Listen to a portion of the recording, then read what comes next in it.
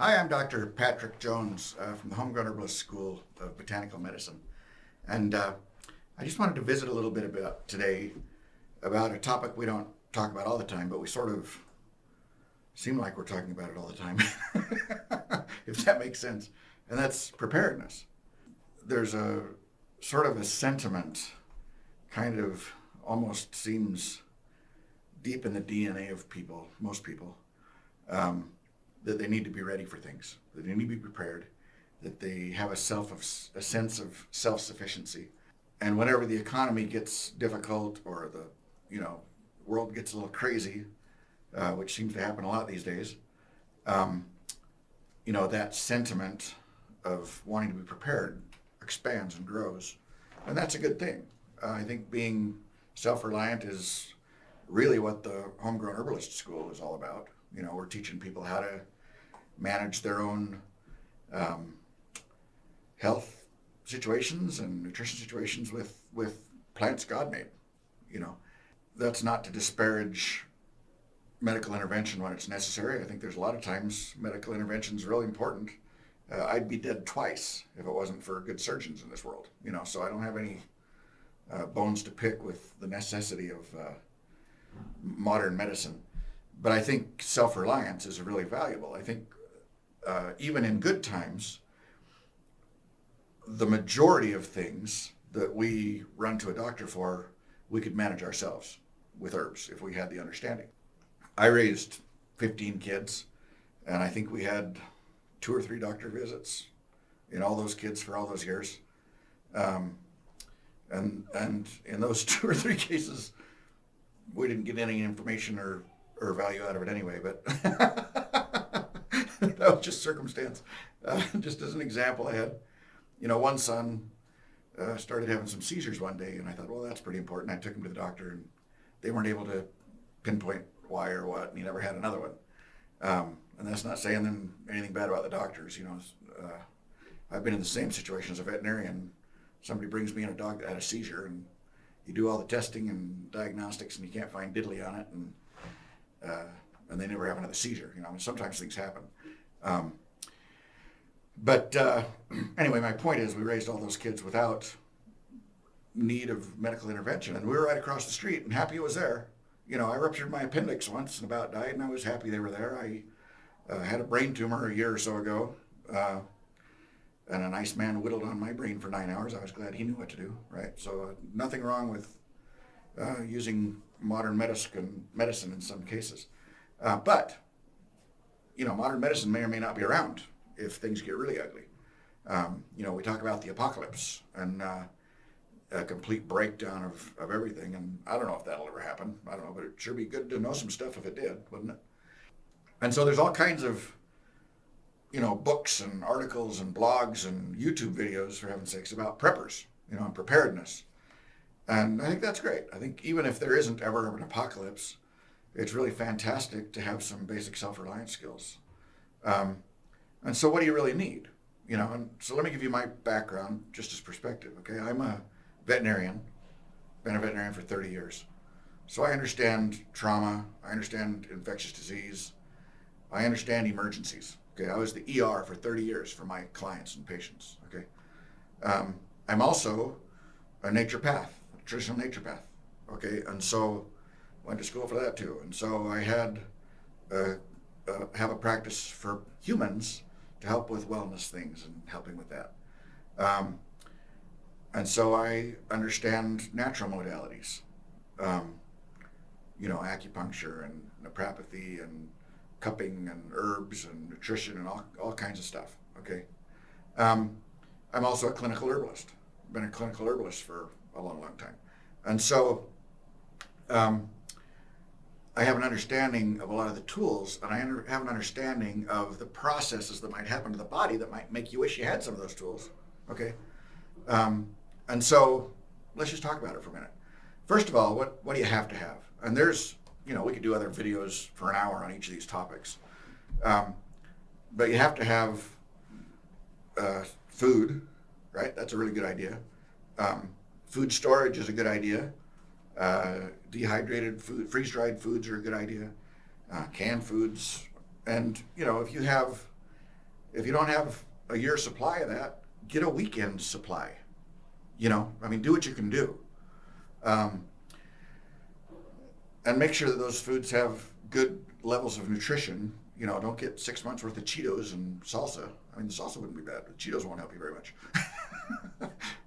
Get foods that'll sustain you and that you can make easily, prepare easily.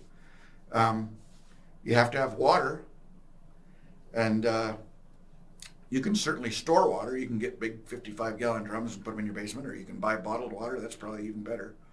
You can even buy cans of water now. I've seen that around. Or if you live near a water source, maybe you have a well. That'd be a good idea. If you have a well, do you have a way to get water out of the well?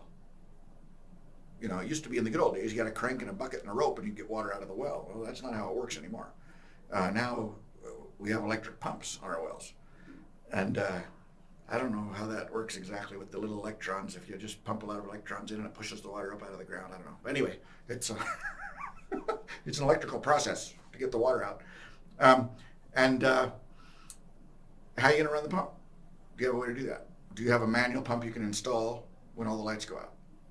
Or do you have a way to generate electricity when all the lights go out? So what about natural water sources? I mean, maybe there's a creek going by your place or a river. Maybe you live by a big lake. That'd be great, right? And natural water sources are good sources of water, obviously, but you better now be thinking about, do I have a way to purify that water?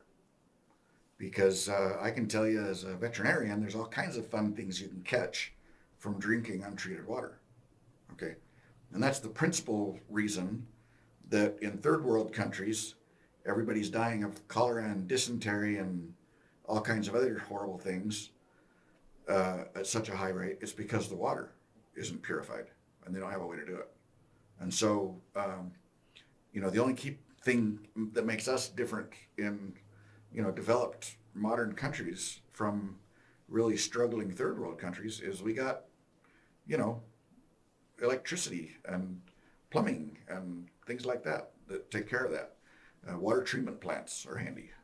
And so if you go into a grid down situation and it's the end of the world as we know it, then you're not going to have those things. So you better have a way to purify water.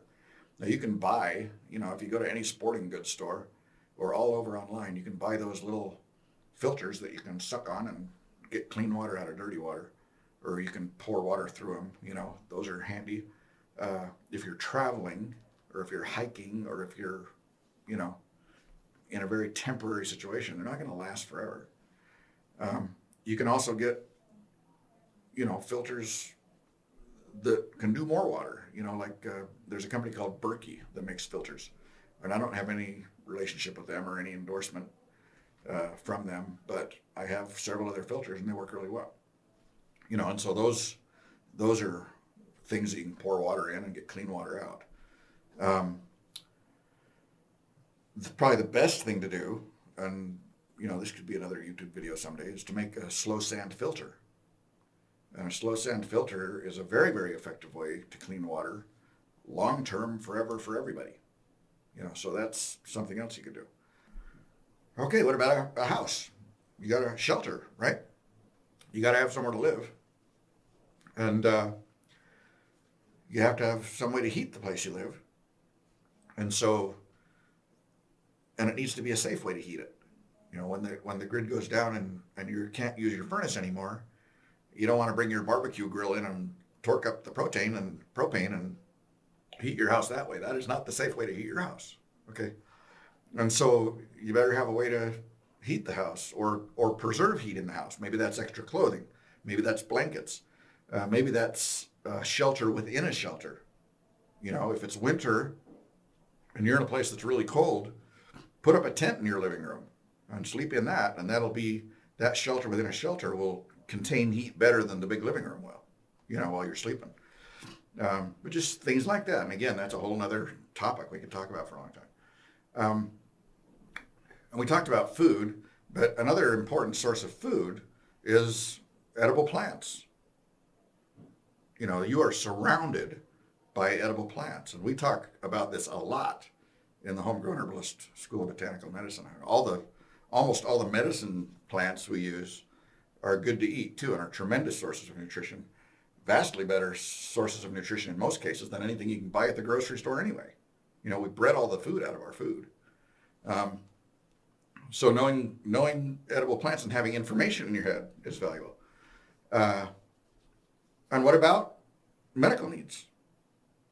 Okay, well, you better have some resources for dealing with a wound. You better have some resources for dealing with an illness. Okay, you better have some resources for dealing with pain. And, you know, my perspective and orientation on that is that medicinal plants are rock stars for all those things. You know, like I said, I've been a veterinarian for 30 years, and I treat all kinds of horrible wounds just with plants.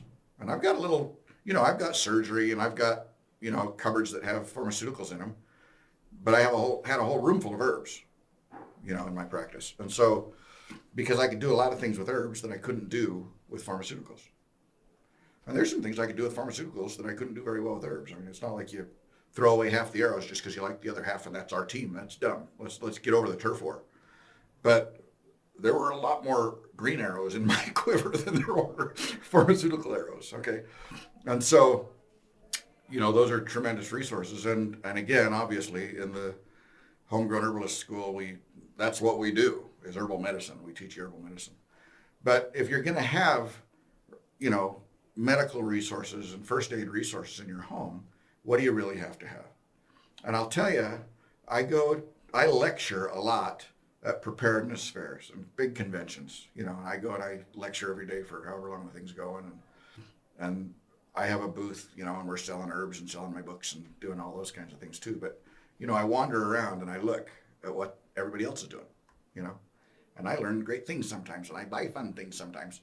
But a lot of time I'm looking at first aid kits, and as a veterinarian and a naturopath and an herbalist and a guy who's got a brain, I'm often astonished at how completely useless most of the medical bags and first aid kits are that are on the market. It's just absurd.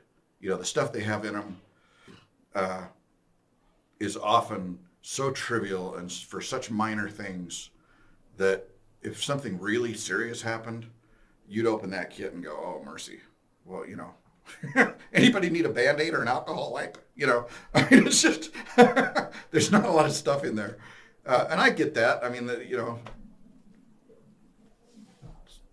people are marketing and selling stuff and they're not thinking deeply about it. And it's not because they're trying to rip you off. It's just because they don't know what you really need because they've never been in the emergency room and used weeds to save somebody, right?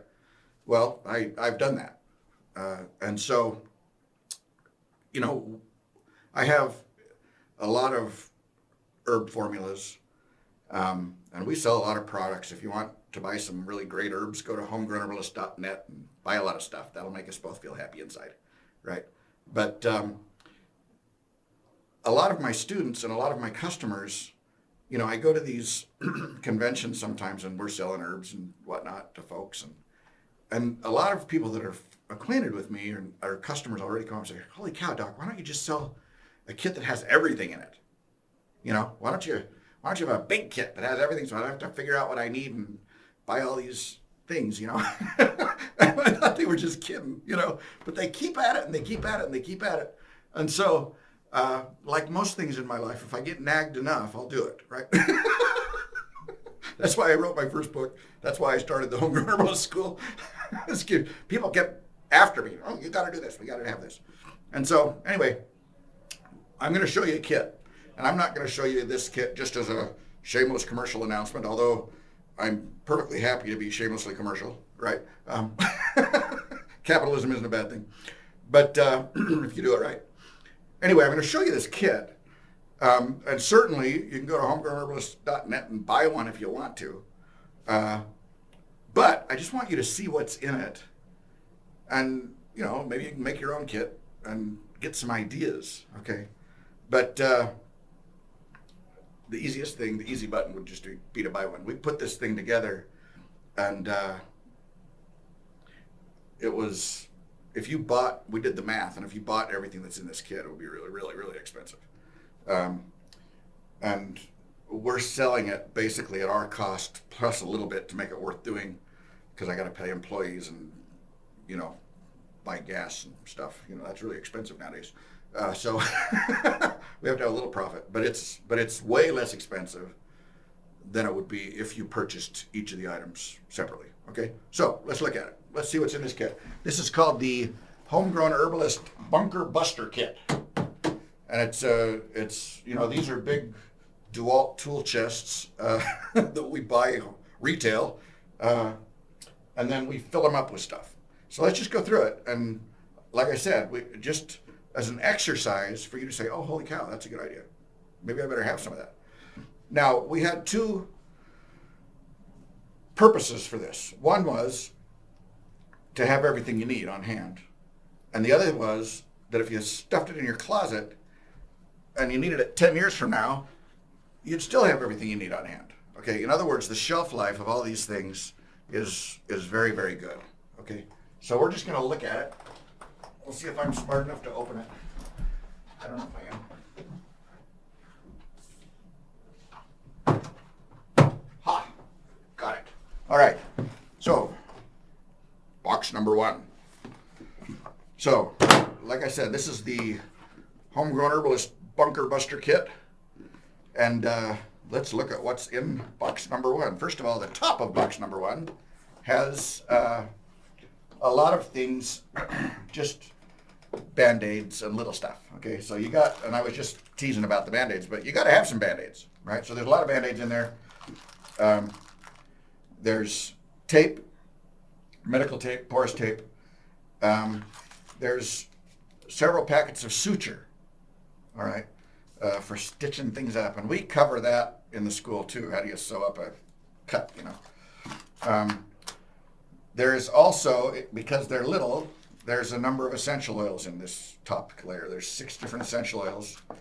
And there's these little things. And these little things are the coolest thing of all. These are little towelettes. They're compressed towelettes, and they look like little, you know, lifesavers without a hole.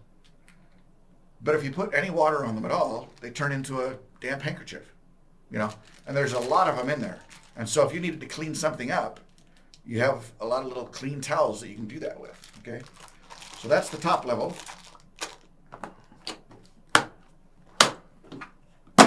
And then the next level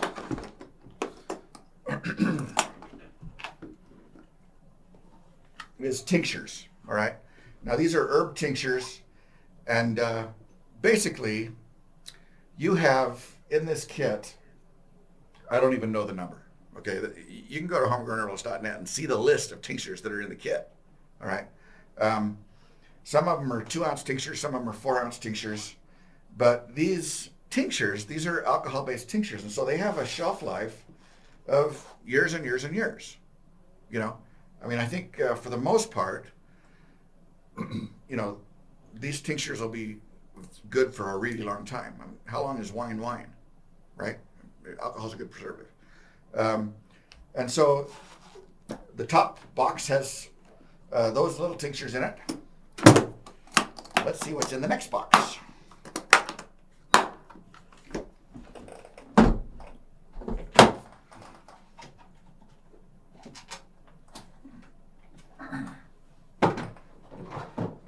You have to be kind of smart to take it apart, but not too smart.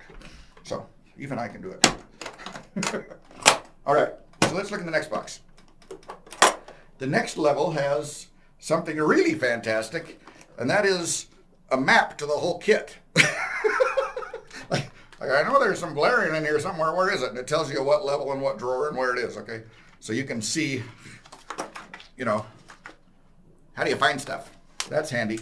There's also some basic instructions for a lot of things, and you know, what do you use for this, and what do you use for that? And if I have this problem, what would maybe help me? And so, and they're all laminated, and so they have a good shelf life too, right? Plastic is good. All right. So let's look in here. What else do we have? At this level, we have some bandaging materials. First of all, we have some sterile water. We have 12 little bottles of sterile water. Well, what do we need sterile water for? Well, you might need sterile water for flushing a wound out, for irrigating a wound. You might need sterile water for making up a spray out of a tincture. A lot of the tinctures that we use, you can just put on straight, right? Just spray the tincture right on, depending on what it is, okay? But a lot of the herbs that we use for pain and for infection and for wounds and things like that, you can spray them right on, and you can just spray the tincture directly on. And that's what these little spray caps are for. And there's a bunch of these in here. Okay, I use tinctures that way all the time. You know, I did something to my nerve that runs my thumb here lately, and it just hurts like blazes. If I move it just right, it hurts. And I just spray hops tincture on that, and it knocks the pain right out. And I feel great for 4 hours, and then I spray on some more, okay?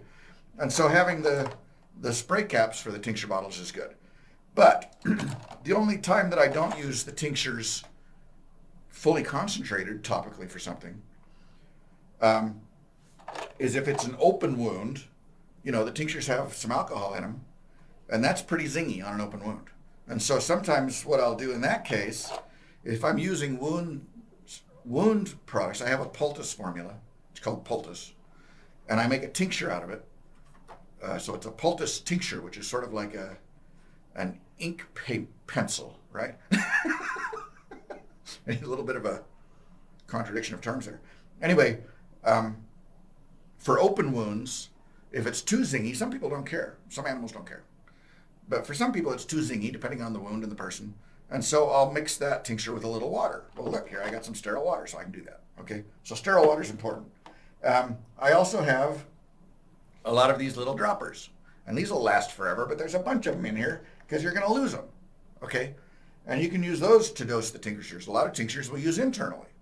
Okay, so you can just take your stuff out and squirt it in, or squirt it in a little juice, or whatever you're going to do. So those are handy. We also have some rubber gloves.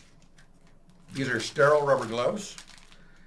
So if you have to deal with a wound, like I said, we have some suture in the other box, some sterile gloves. That's handy. And we have some, I don't know what this stuff's even called. We call it vet wrap, but it's adhesive. It's self-adhesive bandaging tape.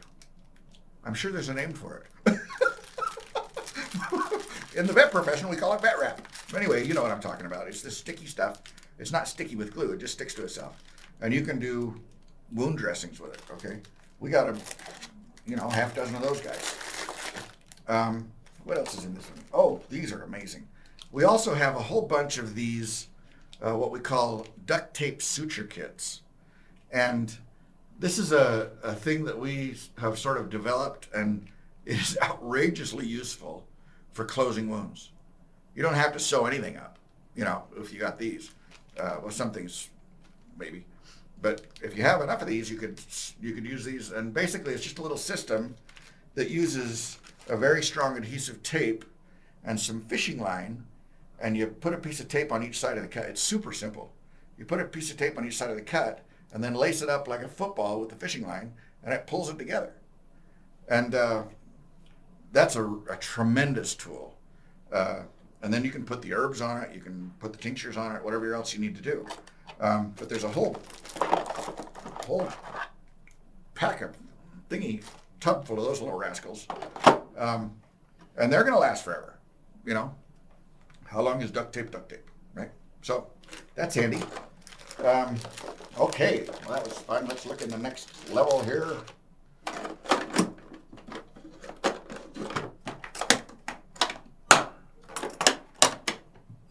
Oh, I guess I better put my bunker buster book back. All right.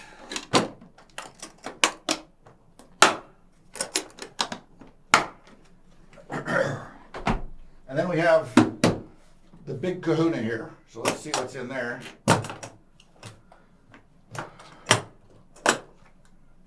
So again, we have a lot of materials here that you have to have. A little Band-Aid's great if you cut your finger. Fantastic. If you get a real cut, a real wound, that is going to do you no good at all. Okay, so we have a lot of bandage materials. We have 3x3 sponges. We have little 2x2 sponges, depending on how big your owie is. We have gauze sponges, bigger ones that are sterile. We have nitrile gloves, not latex, and not right side up. You can get them right side up or upside down. You just tell us in your order what you'd like. But we have the nitrile gloves to keep your hands clean and to keep the wound clean and to keep you from puddling around in somebody else's body fluids. You know, if you don't know what's going on, that's a nice way to not get hepatitis or HIV or lots of other fun bugs. So there's bandage materials and gloves. And again, you would put those gauzes on and then wrap it with the vet wrap or the white tape, you know, and then you got a real bandage on a real wound. We have a flashlight. This is one of those that you put on your head, you know. Why do you need that? Well, guess what? If it's the apocalypse, you're not going to have a light bulb. And you might be taking care of somebody in the dark. You know, you might be taking care of somebody inside. And you might need a little light. And so that's a important tool to have. We have sterile surgical instruments. And, you know, buying this kit does not give you a license to practice surgery on people. But if it's the apocalypse and you got to sew something up, you better have some instruments to do it with. And again, we teach that in the Homegrown Herbalist School of Botanical Medicine from a purely hypothetical standpoint. You know, of course, we would only ever sew up grapefruits and, you know, things like that. But dead chickens, we'll teach you how to do that. But, you know, having some instruments that are clean and sterile is a great idea. And, you know, even if you never did anything like that, if your neighbor's a physician and comes over, wouldn't it be great to say, here's some stuff. Do you need it? And then he can help you out. Okay? So it doesn't even have to be that you have this for you in that case. Let's see. There's some extra batteries for your headlight. There's an extra charging cord for your headlight. So that can all go away. And, oh, here's some bandage scissors so you can cut your bandages. All right, and then we have another lot of tinctures, okay? And I'm not even going to get all these out, but there's a whole nother 2 levels of tinctures, and these are 4-ounce tinctures, okay? So again, this one is immunity support, okay? But there's all different formulas and single herbs here that can be used for all kinds of different things. And basically what I did is I said, okay, I've been a veterinarian for 30 years, dealing with trauma and emergencies and infections and diseases and illnesses and belly aches and everything, and headaches and whatever else. I've been a naturopath for years, and I've been dealing with all the human versions of stuff. If you want to see some really cool wound cases, just as an example, go to homegrownherbalist.net and go to the blog. And there's a lot of blogs on wound cases I've done over the years, just with weeds that'll grow in your backyard, okay? And so, you know, that's a place to get a little inspiration and to see what really can be done. It's really amazing what can be done. Anyway, and so what I said was, well, what would I need, really? What would I want for my family stuck in a corner so that I had it when I needed it if something went down? And this is what it is. This is the kit that I put together for my kids and for me. And, you know, with very basic understanding of how the herbs work, and if you can read the book, you can solve a ton of problems with these resources. And so, like I said, I'm not going to go through every single tincture in there, but there's tinctures in there for about everything, and the shelf life on them is really, really good. And so that is a phenomenal difference between a kit like this and a kit like everybody else is selling that has such finite, limited, reduced resources that treat such minor things and don't address a lot of the really common things that, even though they're minor, are nice to be able to address, you know, and so this is the Homegrown Herbalist Bunker Buster Kit. And if you want to learn more about it and get more specifics on it, go to homegrownherbalist.net and just do a search for Bunker Buster or for Bunker or for Buster. and you can get all the information on it. We have these here at the store in Idaho, and certainly we'd be happy to ship you one if you want us to ship you one. So anyway, just some thoughts and some ideas of things that you might want to have handy.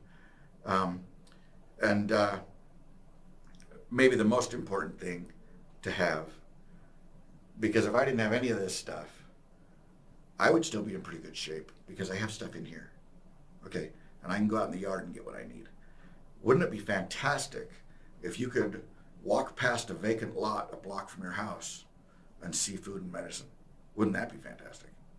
You know, I walked, did a lecture at a university here in town over in Twin Falls, a college, not a university. It's a good college. Anyway, I was doing a lecture there, and I walked from my car to the front door of the building. It was probably, I don't know, 30, 50 feet maybe. And in that 50 feet, I saw 13 different species of plants, 11 of which were medicinal. Okay, so we're surrounded by stuff if you know them. And it's not rocket science to learn them. You know, if you can afford the Homegrown Herbalist School of Botanical Medicine, you'd be crazy not to do it. It's a fraction of the price that it ought to be. It's a fraction of the price of schools that are not nearly as intensive and comprehensive. It's a much more real world, in the trenches. What have I been doing for 30 years with real herbs on real patients, you know, as a veterinarian and real clients as a naturopath. And if you can't afford to do that, you know, watch my YouTube videos. There's a lot of those that teach you a lot of fun things. Go to the homegrownherbalist.net and read the blog. You know, go buy one of my books. I've got the Homegrown Herbalist, and I've got the Homegrown Herbalist Guide to Medicinal Weeds. And they're not expensive books, and I guarantee you, almost all the plants in those books are growing somewhere in your neighborhood or property or area. They're just common plants, or they wouldn't be in the books. Okay, so get some resources, and don't be overwhelmed and say, oh, holy cow, I can't do anything. I live in a little apartment, and I don't have a basement to put a year's worth of food, and I don't have, you know, the money to do a school, and I don't have the space to store things. And well, okay, do a little bit. You know, get a little bit of information. If you knew 10 plants really well, you'd be a rock star in the apocalypse. I mean, you'd be able to do all kinds of stuff for people. Okay? And if you had a 3-day kit to get you somewhere better, that's great. Do that. That'll fit under your bed. You know? And we have a lot of little kits too. If you want a little kit, we have a little kit called the Emergency Travel Kit. It's about that big. It's got a lot of little tinctures in it that are great for things. We have a cut, bite, and sting kit. We have a lot of little things that are more compact and more mobile. But if you've got a house and you got a family and you want to really have some resources, I'd have a look at this Bunker Buster kit, or I would do something very like it. Okay. So, and again, most of all, I would get some information into your brain and, be in a position to use resources that are all around you all the time. And if you do that, I think you'll be in pretty good shape.